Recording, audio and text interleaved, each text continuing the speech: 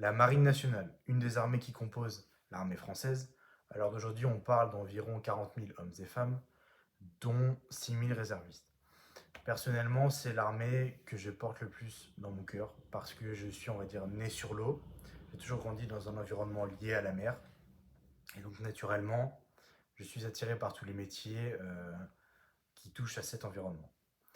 J'éprouve un énorme et profond respect pour tous les hommes et toutes les femmes qui travaillent et qui vivent en pleine mer, que ce soit dans les sous-marins, sur tous les bâtiments de la marine en général, les frégates, les porte-avions, ou, euh, ou même les plongeurs des mineurs, les plongeurs de bord, les nageurs, nageurs de combat, etc.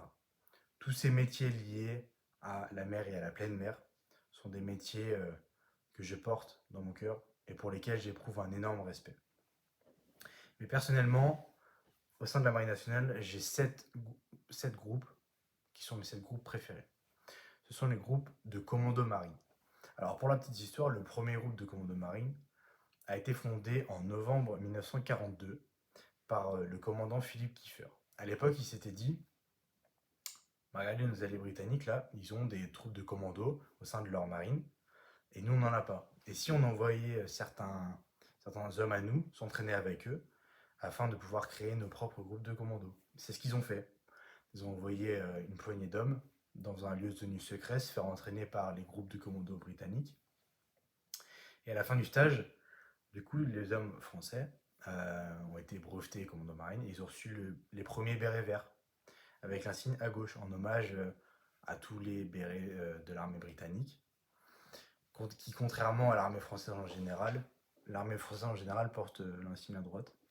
Les commandos marines, du coup, en hommage à l'armée britannique, bah, le gardent toujours à gauche. Et c'est les seuls bérets de l'armée française à faire ça. Et quelques dizaines d'autres commandos marines ont suivi, jusqu'en 1944, atteindre 177. Pardon. En juin 1944, 177, c'est le nombre de commandos qui ont débarqué sur les plages de Normandie pendant le débarquement et c'était les seuls soldats français à représenter la France à ce moment-là. Le 10 juin 1944, c'est la date clé pour les commandos marines. C'est le début de leur héritage, on va dire, historique. À l'heure d'aujourd'hui, les commandos marines, on parle d'un effectif d'environ 700-750 personnes. Et ils sont actifs depuis une vingtaine d'années en Afghanistan, en Afrique, au Moyen-Orient, dans l'océan Indien, etc.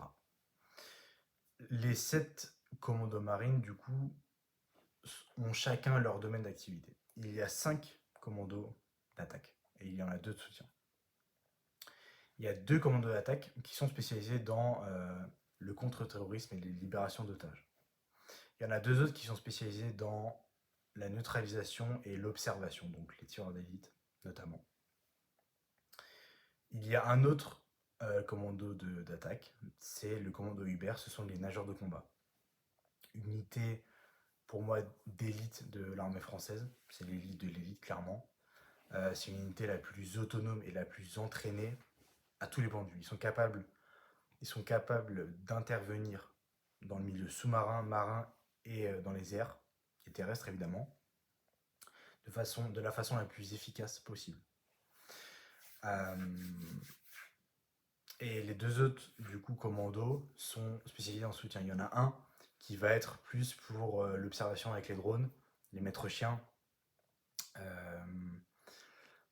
les repérages de terrain en amont, etc.